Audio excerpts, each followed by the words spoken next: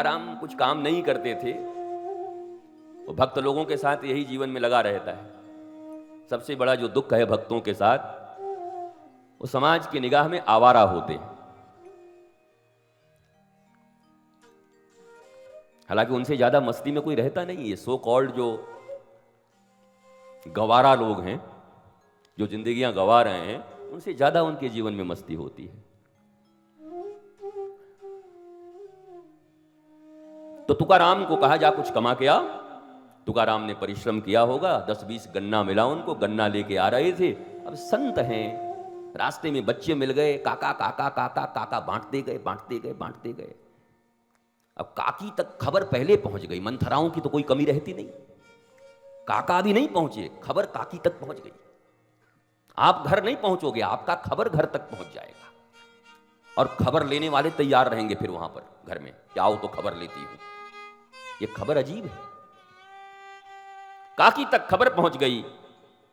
काकी गुस्से में बैठी थी। आवाज, बेचारे बांटते बांटते आए तो एक गन्ना बचा था, शुगर केन। आए, दिया, भाग्यवान, देख गन्ना लाया हूं। बोला गन्ना लाया है? 20-25 की कमाई हुई थी। ये मोहल्ले वाले तुमको मूर्ख समझते हैं, गांव वाले काका काका कह के सब लूट ले गए, यहां एक लाया है। सो उठा के गन्ना मारा धम्म से पीठ, गन्ना गई टूट। तो तुकाराम ने कहा मैं रास्ते भर यही सोच रहा था, जब एक बचा तो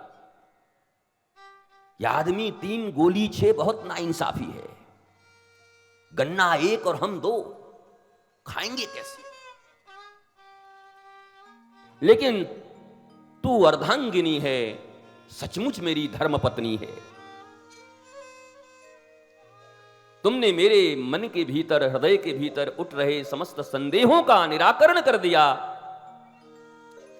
कितना प्यारा हुआ बात। अब देखो, अब ये 2 हो गया, एक तू खा ले, एक मैं खा लेता। बताओ, महाभारत हो जानी चाहिए थी, लड़ाई हो जाती। पर तुकाराम को कोई मतलब नहीं। कोई भला कहे चाहे बुरा कहे, हम हो चुके रमण बिहारी के। कोई ताली दे चाहे गाली दे, हम हो चुके रमण बिहारी के। कोई चुगली करे चाहे गुगली दे, हम हो चुके रमण बिहारी के। गुरुपद सेवा धर्म हमारा, कामन दुनियादारी से। ठाकुर हमरे गोधुली बिहारी, हम हैं गोधुली बिहारी के।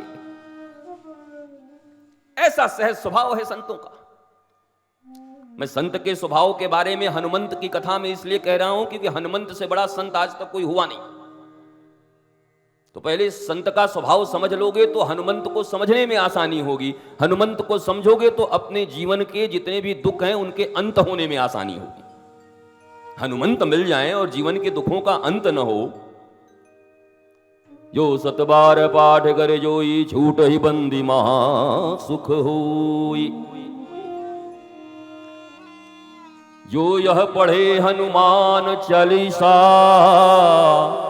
होय सिद्धि साखी गौरी सा। गवाह भी इनके बड़े तगड़े गौरी। भैया इस हनुमान चालीसा के पढ़ने से सिद्धि मिल जाती है। लच्छो, कौन गवाही देगा? तेरी बात पर विश्वास नहीं, क्योंकि तू तो दुकान से उधार लेकर के आज तक भरा नहीं। तू आदमी अच्छा नहीं लगता। बोला होए सिद्धि साखी गौरी सा। गौरीपति भगवान शंकर इसके साक्षी हैं। अब महादेव पे तो विश्वास करना पड़ेगा। हालांकि हनुमान जी को भी उन्हीं का अवतार कहा गया, रुद्रावतार है। अब विवाद भी बीच बीच में हो जाता है, मौज लेते रहते हैं महात्मा लोग। शंकर सुवन केसरी नंदन, कोई कहे शंकर स्वयं केसरी नंदन। हम तो दोनों महात्माओं को जो जो ये कहें उनको कोट कर रहा हूं, हमारा इसमें कुछ नहीं, जो लिखा है वही। शंकर सुवन केसरी नंदन, तेज प्रताप महाजगबंदन। और ये सब लफड़े में पढ़ना भी क्यों है? अगला बात बहुत काम का है। विद्यावान गुणी अति चातुर, राम काज करिबे को आतुर। अब प्रभु चरित सुनबे को रसिया, राम लखन सीता मन बसिया। और अगला लाइन तो और प्यारा है, सूक्ष्म रूप धरि सियहि दिखावा, विकट रूप धरि लंक जरावा। अर्थात सीता रूपी शांति को जब उपलब्ध होना हो तो सूक्ष्म रूप ही चलेगा। और अपने लंका का दहन करना हो, लंका क्या है? अहंकार की नगरी है। अपने भीतर के अहंकार की नगरी को विकट रूप बनाने से ही उसे मिटाया जा सकता है। हम तो दूसरों के लिए सोचते हैं। ये वाला सुन के लोग कहते हैं दूसरों के लिए, बोले हम लंका जला देंगे तुम्हारी, अपनी लंका जलाओ। तुम्हारे भीतर ही लंका है।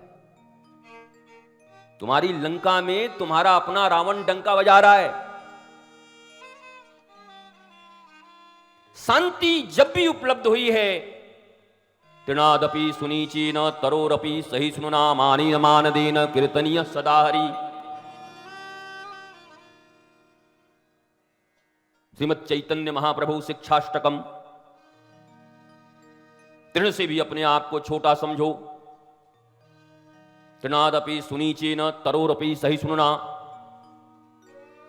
और वृक्ष से भी ज्यादा सहनशील बनो। वृक्ष की सहनशीलता क्या है? वृक्ष को पत्थर मारो तो फल देता है, और हमको पत्थर दिखाओ तो डंडा दिखा के दौड़ा देंगे हम।